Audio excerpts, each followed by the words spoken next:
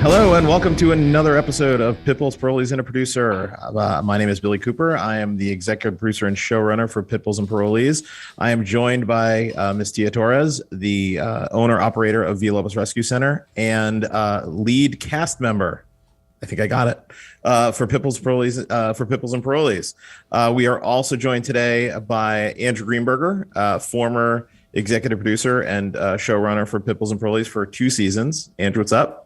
Thanks, guys. I don't usually get invited back to things, so I appreciate coming back. Well, you beat me because I don't usually get invited to anything.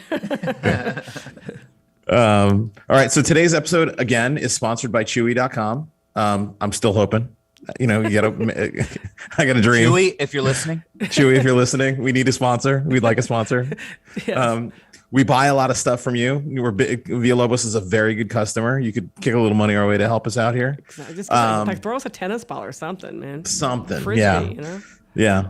Also, for those listening at home, watching at home, this is your spoiler warning.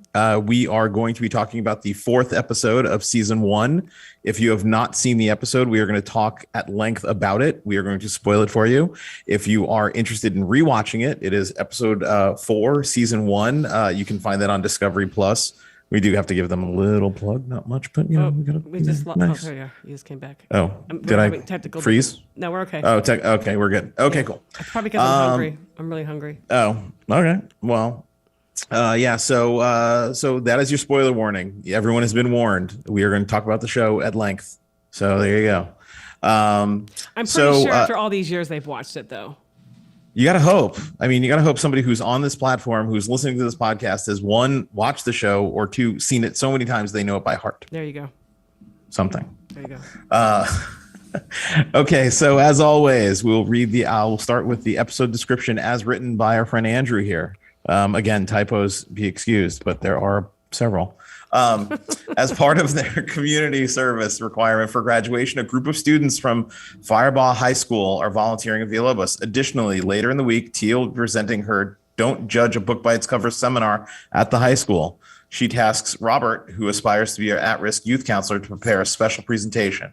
Robert teams up with younger daughter Mariah, who has a wealth of previous public speaking experience, to come up with a presentation that'll make Tia proud and inspire his audience of high school kids. That is a mouthful, Andrew. Mm-hmm. Yeah, come on. Really? Yeah. Nothing to say. Hey, I just write. I don't make the show. I just write the update. Synopsis. He just makes us sound good. Yeah. Yeah. So the title of this episode is called Crisis. It originally aired in November of 2009, November 20th of 2009, which. So long ago. It's very interesting though that October, November became our prime time spot for when the show was on. I mean, when I was told the show was that's when I was airing, I always started flipping out because we were on Saturday nights up against college football, up against basketball, up against all this stuff, and everybody kept saying it's a different audience. It's a different audience. It is actually. It is a different audience, yeah. which it took me quite a while to sort of understand and accept it. Mm-hmm. So Tia, let's talk a little bit about the memories of this particular episode. What do you remember most about filming this episode? The stuff with Robert, there's a couple of other interesting storylines that happened later on with Chris and things like that. Like, what do you remember most about this time? Do you want the stuff that happened on camera or stuff that happened off camera stuff to know? Well, whatever's better. A little bit of both. How about that? Oh man, the stuff off camera is pretty wicked. I know when we first met Robert, he was very soft-spoken, just really polite. And then we used to always joke with him. We used to always tell him he was going to be an underwear model. It was his thing because of the way, he was just like a super good-looking guy. And just his mannerisms, he was just so just together and very well-spoken. And I thought for sure, I'm like, this guy, he's going to make it, and I used to tell him, I hope this show helps, launch you into whatever it is you want to do. Later on, I will explain to you why that did not happen, but I was hoping it would. I was hoping that he would take advantage in a good way of the show to help him move forward with something good. I mean, this episode in particular, I felt like, really shows the ups and downs of having parolees working for you. I mean, why do you ultimately, obviously, it was a big hook for the show, the pit bulls and the parolees. But, why do you feel like it was important to show not just the ups, but also the downs? Because it's real. Yeah. That's what really happens, So Yeah. we didn't have to even, we just told everybody, just do your thing. Whatever happens, happens. Just turn your cameras on and just film. And that's what that was the beauty of this. I mean, Andrew, you're responsible for producing the show, and one of your main cast members is MIA. Like Chris was Chris and Mondo. They were number one, number two. They were your guys. And Chris had a tendency not to start showing up, but then like when he's gone, how does that start to make you feel? This was a really tough episode for me for a couple of reasons. Obviously, Chris violating was really upsetting to me. I had just talked to him maybe a week earlier because, it had been brought to my attention that he was struggling. And I mean, I assume it's okay to say that he was back using drugs. Mm-hmm. And I talked to him about it. And, my thing with the parolees was always, I'm not going to judge you guys. Like I'm not your PO. So I'm not, if you're going to do drugs, you're going to do drugs. I'm not going to stop you from doing drugs until it affects your ability to do the show. So I sort of had that conversation with him and I mean, in retrospect, he shined me on. He conned me. He said, "Oh yeah, no, I got it under control." He said he was going to start Narcotics Anonymous. That should have been a real red flag that he got you. Me. Yeah. Yeah, but it was sad because he was actually a very nice guy. When it happened, when we finally found out, when Tia finally went to the computer and typed in his name and it came up, and we told all the other parolees what was going on, like I just saw these walls go up with all of them, right? Like, and Jake in particular, like would not take it seriously. He was like cracking jokes and laughing. And at first that was annoying me and I was getting pissed at him. But then I kind of realized like, no, this is a self-defense mechanism that they're doing because Plus, a lot of them just get used to it. They just get used to it. You get used to They hearing. they just know it's part of what they do. Mm-hmm. Yeah. And the other thing I'll say too is this was one of the first episodes that we set up in pre-production. This storyline of giving the presentation, we created this for Chris. Like this was supposed to be his big coming out moment, and then of course that's the episode that he failed on. Yeah. Mm-hmm. I mean, Tia, how often, I've heard it over the years that you used to do a lot of programs with at-risk youth and things like that. So how, Andrew says they set it up and put it all together and did it for, whatever, but how common was it to have groups of kids volunteering and, and obviously now in Louisiana, it's not as commonplace, but back in California, it seemed like it was a regular thing. Yeah. I mean, a lot of the times we would like go to a facility where they were at, but, we didn't have a whole lot, show up to volunteer. Most of the time we would go to their facility to bring a dog and do a presentation. Got it. I mean, do you feel like, it's funny because, I think this episode, I don't know if it's true or not, but, coming down the pike in a couple, in season 2, season 3, Rico, the original, shows up. And I remember the story, his mom watched, right? What was the story? His mom knew about the show. And she lived close by, and she showed up and asked me if I would take her kid. Just take her kid, put him to work, and fix him. Just fix him. And he was really rebellious, had a really shitty attitude, which he did. Yeah. And just turned him loose with the dogs, and I didn't have to do it. I didn't even have to have a talk with him. The dogs just worked their magic, and he turned out to be the most amazing kid. Like he was great. Rico and hung with you for a very long years, time. Yeah. Right? Until he moved to Kentucky with his grandparents. Yep. Mm-hmm. Yeah. All right, so let's jump to our standout storylines. So this episode in particular had the show is starting to the Pipples and Parolees format of the rescue adoption family story starts to come together in this episode. I felt like in particular, this has the Terry and Parker adoption. Although interestingly enough, no home check. By the way, for the shortest turnaround. What do you mean? What do you mean? A dog getting a home. Oh yeah, pretty quick.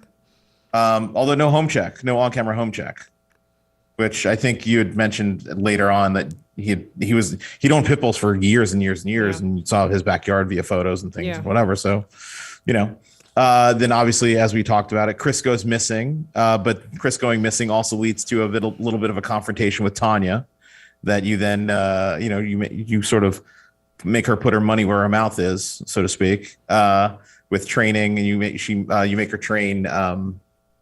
Patch.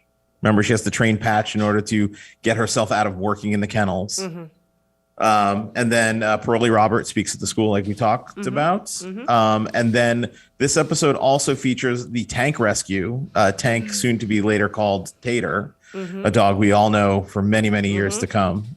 And actually, it was funny. I didn't realize this. Tank actually goes to the high school. You brought Tater to the high school, and there's a shot of Mariah sitting there with Tater by her side, which is so crazy to think about, knowing that what ultimately comes down the pike. I mean, so Tia, for you, like what of these storylines really stands out, as the sort of standout storyline from the episode? I used to work with a juvenile hall back then, right before the show. So working with teenage kids, I really enjoyed doing that, and it's something that I do miss because now I don't have the time.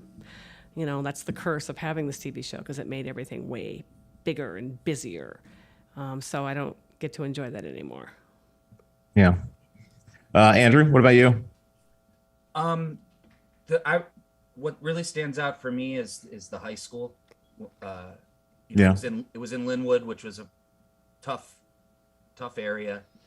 The high school itself was pretty. It looked really nice, but it was a fortress. And I still remember Tia walking the dogs through there were like these courtyards and these outdoor hallways and stuff, and the kids seeing the dogs. And I mean, I think what it was like, there ain't no nature there. Like, there weren't trees, there wasn't grass, there weren't animals. And like, I don't know, like sometimes you'd think, like, if we had shot that same scene on the 3rd Street Promenade, people would have been like, oh no, there's pit bulls. But in this environment, like, the kids just seem so excited to have animals there and to be interacting. I don't know, it was a powerful, like, from the minute we got there, it was a pretty powerful day.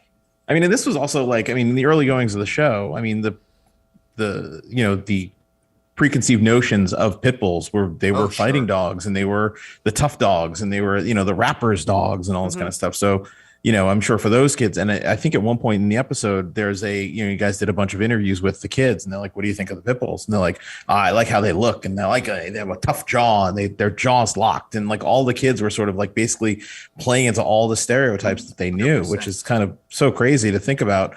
And one of the things that, Tia, we always talk about is that we think the show with all the work of the show, a lot of those perceptions sort of went away. Yeah, but over the years, like Andrew said, Linwood, it's an area where pit bulls are pretty much only used for a couple of things. For guard dogs, dog fighting. This is what they're known for. They're not pets. They're not family pets. Yeah. At least back then they weren't. Things probably might have changed by now, but this is how kids. It's the environment that they grow up in. Yeah. I mean, for me, the standout story really is the Chris goes missing. I mean, over the years, the ups and downs of the parolees, the trials and tribulations of, the guys coming and going and, succeeding and failing. And, I mean, we've so many stories of the guys, I mean, in the early going, Chris falls down, Jake falls down, over the year, we had a lot of it happen. But the thing that worked the best was when these guys, like Jake, fell down, but he got back up and he became, and that was a big deal. and he learned from his mistake. Earl fell down and got back up and fell down again and got back up again. And, I think it was one of those things where I think it just spoke to the resilience of the program that you gave, the foundation you started to give them, that they could do that, and I think the guys that really sort of understood it, he didn't come back though, Yeah. Did you ever find out what happened to Chris? No, I'm never. Not for lack of trying. Yeah. Right. Not for lack of trying. Yeah. Andrew, can you sit forward? Sorry, can't hear you. Oh, you're my mother. I know, but you're gonna be the one later. You're the one that has to edit this, and you're gonna be complaining. You're gonna be complaining about your own audio later. So I'm just saving you a complaint. Anyway, all right. So that brings us to our featured people. Our featured firsts. This is Mariah's first episode. How old was she? I think was Mariah 16 when this episode was filmed? She was little. I don't know. She was 16. It was also the first episode that we didn't have to. It must have been after her birthday because it's the first episode that we didn't have to be watching her how many hours. She had certain limitations. That's right. You guys I can tell you it was after she was 16 because on her sweet 16, our house was getting raided by the cops looking for AJ. That's right. That's true. Family moments. Well, for a very long time, Mariah felt like her birthday was cursed. She still does. We just talked about that the other day. It's so weird you brought that up. Yeah. Because every time her birthday comes around, something not good happens. Because she had a hurricane hit on her birthday, right? There was too much to list. Too much. Too much. Every birthday. Yeah. So this is Mariah's first episode. The first time Tanya asked to be a trainer. And I'm saying it was the first time because it was one of many to come. Yeah. Many career choices. Yeah. And then obviously Tater's first episode. So, and then I'll throw in there the quickest turnaround from a rescue to an adoption. I mean, genuinely, it was 2 different episodes, but what was the time really? It was I don't remember. Weeks. Andrew, do you remember? Few weeks. It was really, really, it was really short. And I remember how this all went down because I really wanted it to happen. But I also, by that time, had learned there was no negotiating on adoptions with Tia. She had to have the final say. Yep. And I remember him we got him to shoot a videotape of his backyard and showing it to Tia and thinking to myself, there's no way this is going to work. There's no way this is going to work. And it worked. Got it. So that's why I know. And at the time, probably, the guy was up north, and I'm sure the budget constraints of doing a road trip to do a home check. No, we had a budget back then because we still were getting catered food and we had hair and makeup. That's true. So maybe that's why. Well, Andrew was spending. I unfortunately, we weren't spending our money on food. We were spending it on road trips. Andrew made the choice to spend it on the catering. Yeah. Anyway, so no regrets. No regrets. Yeah. Yep. So all right. So let's talk about the time machine moment. What's your time machine moment for this episode? What could you, or this time, what would you go back and try and fix if you could? Oh, Jesus, I don't know. I don't know on this one. Do you think you could have gotten through to Chris a little more, maybe? No. Kept him on a tighter leash? No, it's, I used to get super, take it personal and get super emotional when one of our parolees, went astray. And then after a while I was like, I ain't your mother. I ain't your girlfriend. I ain't your baby mom. I ain't your wife. I ain't your sister. So if you want to go fuck up, that's on you. But if you want to do the right thing, I'll be here. So back then I was, that's when I was starting to get into that groove, remember I had, so, what a lot of people don't know at the time is I was going through this stuff with AJ, behind the scenes. So I was kind of getting really just hardened by that whole life. So, when Chris started to go astray, I'm like, all right, nothing I can do about it.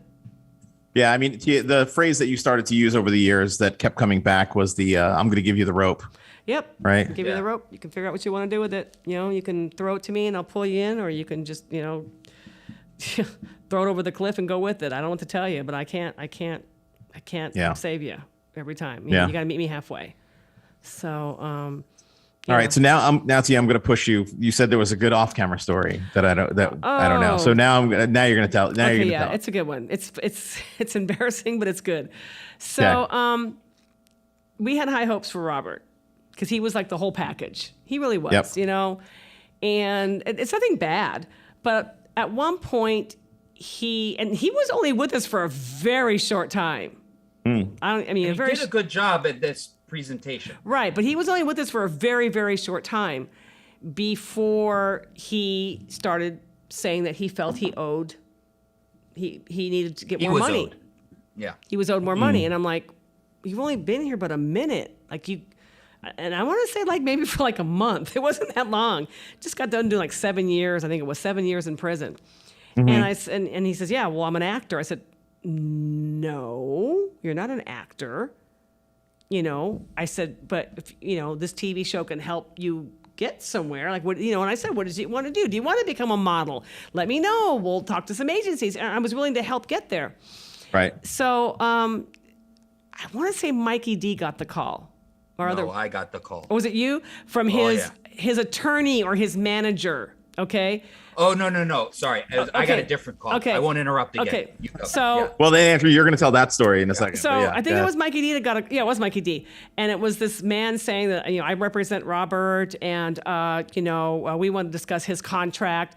And as I was there, and as Mikey D's talking to him, he goes, wait, is this Robert's cousin? he recognized his voice because his cousin had actually come volunteered with us for a while. That's amazing. He was like, he goes, you're not his attorney. So I'm like, what? And so I'm like, you know what, dude? Kick rocks. That's funny. Is that why you're really here? And so that's what kind of bothered me. I'm like, so you're here just to become famous, you know? And I offered to get him there, but you got to be here a minute.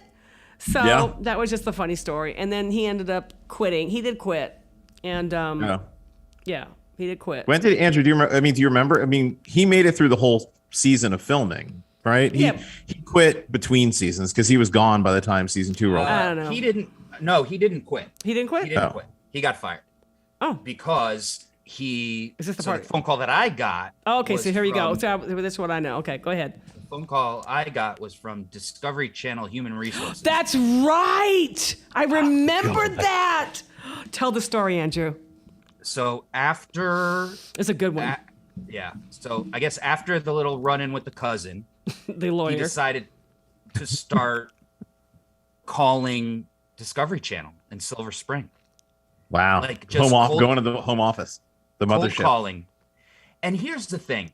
Didn't he freak out the receptionist or something? Scared. Like got her phone number or something? Her personal number? No. I think what it was, Tia, is like, did you ever go? You'd probably never been to the offices in Silver Spring. No.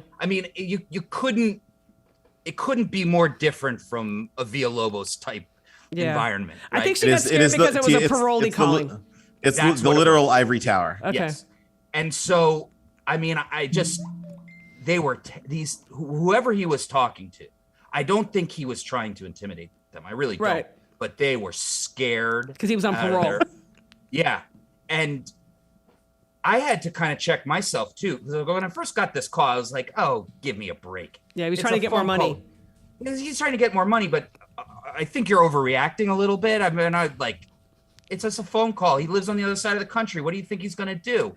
Name of the show is Pipples and Parolees. And then there's that. And by the way, it's your show, Discovery Channel. What else you want? Yeah.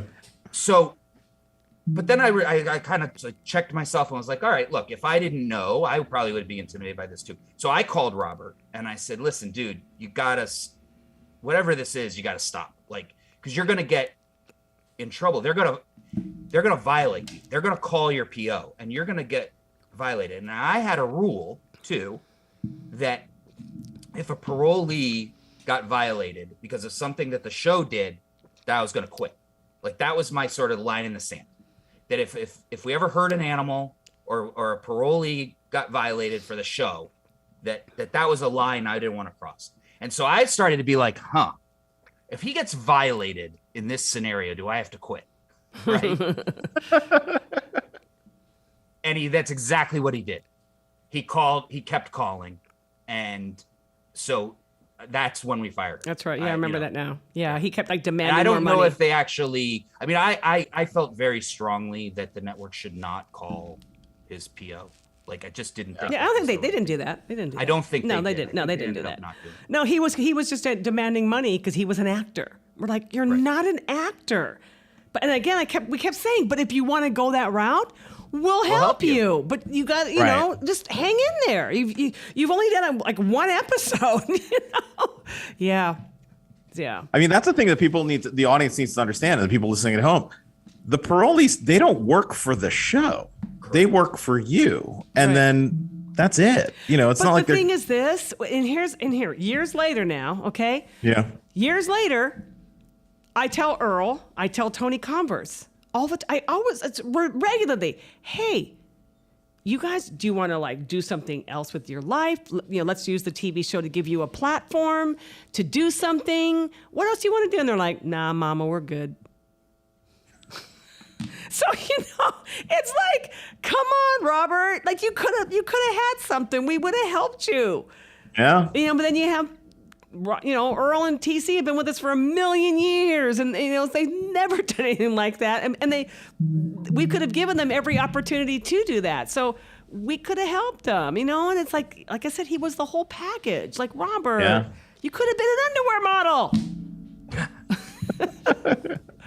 All right, fine. Okay, so getting back on track here, but yes, I agree. Yeah, Robert, we wish you well, but I know. I hope he's doing good. I mean, it was like I think it just the excitement, it went to his head. Everything just you know, it was like a little. I mean, that has happened again. That does happen again later with some of the parolees getting a little big for their britches. Right around that time when we had Mondo and Chris, I'll never forget. And I never found out that this was production doing this.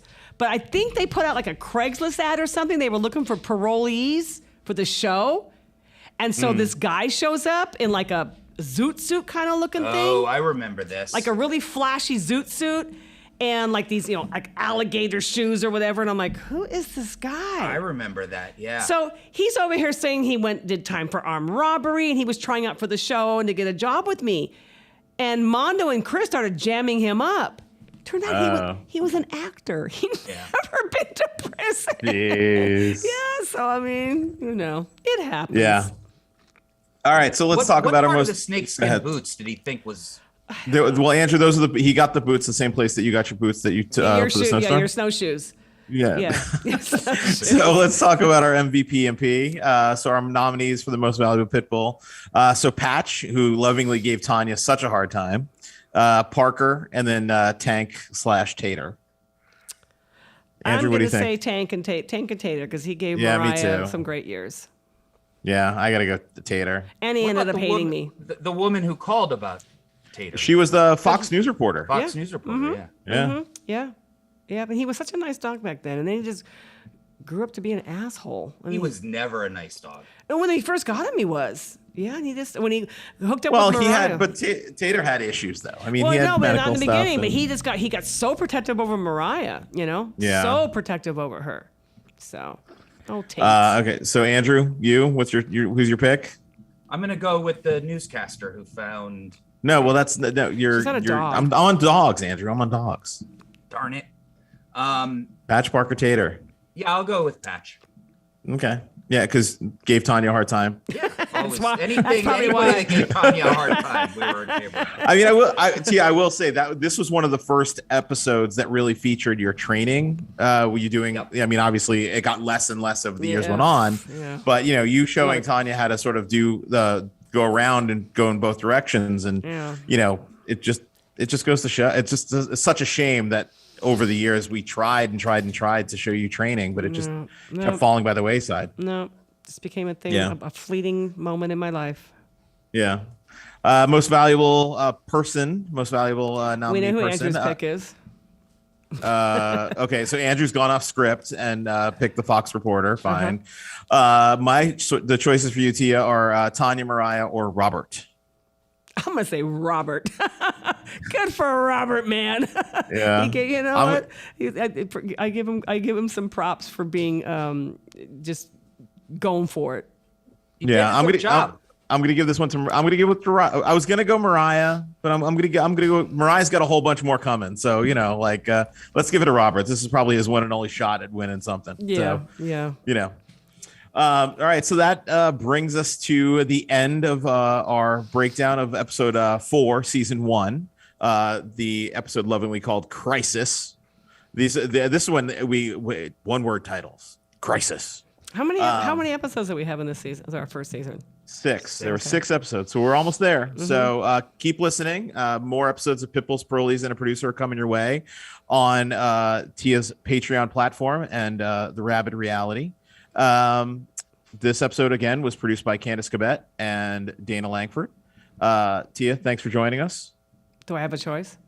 Hey. And then Andrew, thanks for coming along.